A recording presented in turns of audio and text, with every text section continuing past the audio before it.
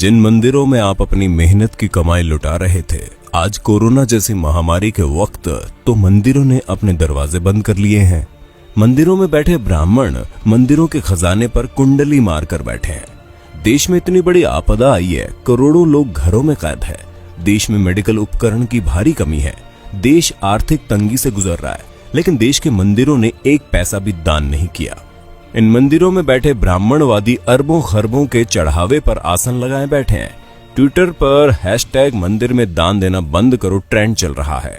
लोग कह रहे हैं कि जब मुसीबत के वक्त ही ना ही भगवान काम आ रहे हैं, ना ही उनके मंदिरों का चढ़ावा, तो फिर वो जा कहां रहा है। आइए आपको बताते हैं भारत के मंदिरों के पास कितना पैसा है। देश के अमीरों की बात आती है तो अक्सर अंबानी, टाटा और बिड़ला का नाम आता है। हालांकि आपको ये जानकर हैरानी होगी कि देश में कुछ मंदिर ऐसे भी हैं जिनके पास इन अरबपतियों से भी ज्यादा संपत्ति है। केरल का पद्मनाभ स्वामी मंदिर भारत के सबसे अमीर मंदिरों की सूची में आता है।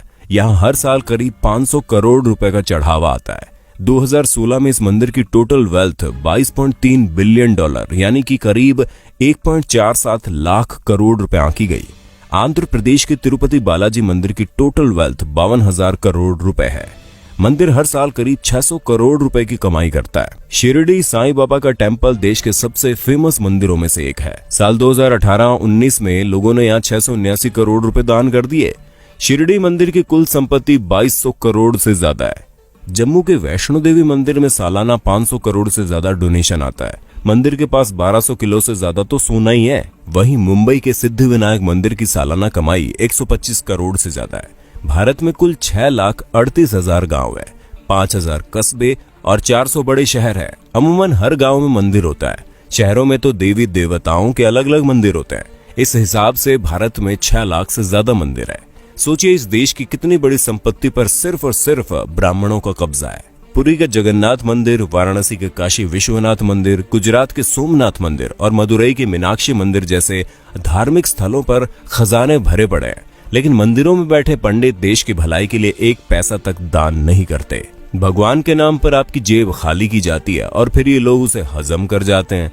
जरा सोचिए, अगर ये मंदिर अपनी संपत्ति दान कर दे तो एक दिन में भारत की गरीबी दूर हो जाए, लेकिन ये ऐसा नहीं करते। धर्म के नाम पर लोगों को मूर्ख बनाकर ब्राह्मणवादी मौज काट रहे हैं।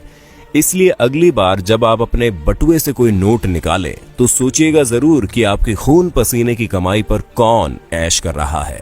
मंदिर में या मस्जिद में सीमेंट की बोरी देने से पहले पड़ोस में देख लीजिए, अगर कोई गरीब हो तो आटे की बोरी पहले दीजिए।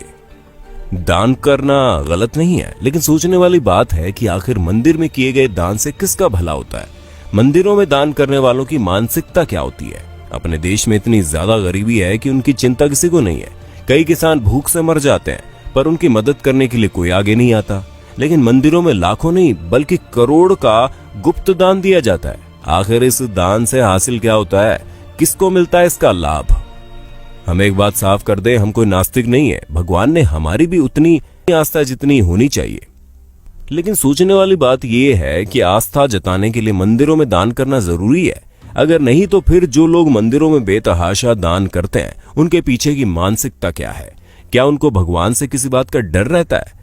क्या ऐसे लोगों को जो कि काले धंधे करते हैं उनके मन में बात रहती है कि वो भगवान के मंदिर में कुछ दान करके अपने पाप से बच जाएंगे? हमें तो लगता है ऐसी ही किसी मानसिकता के वशीभूत होकर ये लोग लाखों रुपए दान करते हैं। लेकिन इनके दान से किसका भला होता है? हमारे देश के बड़े बड़े मंदिरों की हालत क्या है, किसी से छुपी नहीं है।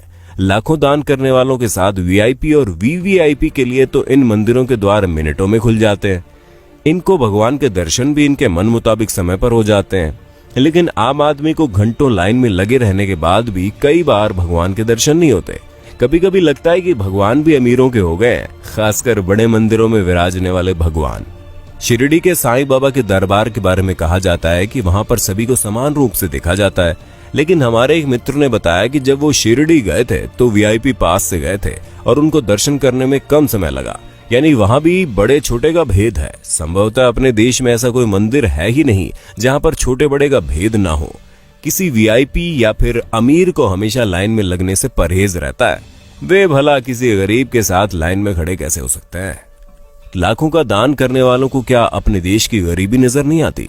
क्या ऐसा दान करने वाले लोग इन खैराती अस्पतालों, अनाथ आश्रमों में दान करने के बारे में नहीं सोचते।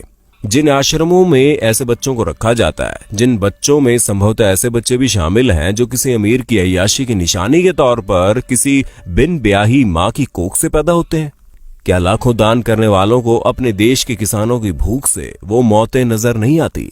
हम तो इतना जानते हैं कि किसी भूखे को खाना खिलाने से लाखों रुपए के दान से ज्यादा का पुण्य मिलता है।